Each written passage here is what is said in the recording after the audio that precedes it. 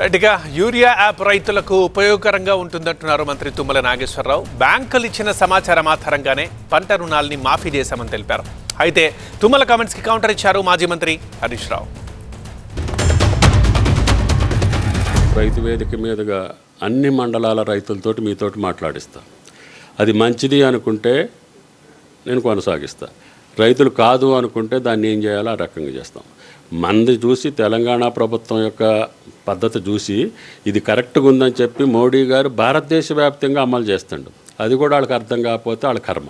మళ్ళీ IT minister లేకపోతే ఐటీలో నిష్ణాతులు అంటే టెక్నాలజీని వాడుకోకుండా, రైతులకు ఇబ్బంది జరగకుండా, డైవర్సిఫికేషన్ కాకుండా, బ్లాక్ మార్కెట్ కాకుండా, రైతాంగం కాకుండా తీసుకునేటటువంటి యూరియాని నిరోధించి రైతులకు ఇస్తామనంటే వీళ్ళ బాధ ఏంటో నాకు తెలియదు. కేసీఆర్ గారు ఉన్నప్పుడు ఎప్పుడైనా యూరియాకి ఇబ్బంది అయిందా? ఏ రోజన్నా మీ ఆటో డ్రైవర్ చెప్తే 4 బస్తాలు ఇంటికాడ వేసిపోయింది. ఏలే నిజంగా షాపుల యూరియా ఉంటే యాప్ ఎందుకు? షాపుల యూరియా లేదు కనుక యాప్ పెట్టి ఎగ్గొట్టడానికి డ్రామా. ఈ యాప్ కథలు ఎందుకు? షాపుల యూరియా లేదు కనుక ఈ యాప్ కథలు. ఈ యాప్లు కాదు, మనకు కావాల్సింది యూరియా కావాలి. ఈ రోజున మాకు బ్యాంకులు ఇచ్చినటువంటి పంట రుణాల యొక్క రైతుల ఖాతాల్లోకి మేము జమ చేశాము. మాకు బ్యాంకులు ఇచ్చినటువంటి ఖాతా పేర్లు మేము జమ చేయకపోతే మా ప్రభుత్వం తప్పు. పంట రుణాలై దీర్ఘకాలిక రుణాలు కాదు. దీర్ఘకాలిక రుణాలు ఇంకొక 10,000 కోట్లు ఉండొచ్చు, ఇంకా వేరే రకమైన రుణాలు ఇంకో ఉండొచ్చు.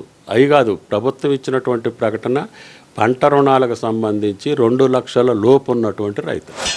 చాలాసార్లు అసెంబ్లీలో అడిగినాం, అయ్యా రేవంత్ రెడ్డి రుణమాఫీ అయిందంటున్నావు కదా, నీ ఊరికే పోదాం, నీ ఊర్లోనే కసీర్కాడ రుణమాఫీ అయిందా లేదా అడుగుదాం.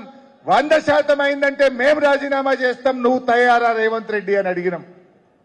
సప్పుడు లేదు. ఇవాళ పొద్దునే తుమ్మల నాగేశ్వరరావు మాట్లాడుతుండు, ఏ రుణమాఫీ మొత్తం అయిపోయింది. మరి మా జడ్చర్లలో మా తమ్ముళ్ళని అడిగితే సగం మంది మాకు ఇంకా రుణమాఫీ కాలేదు.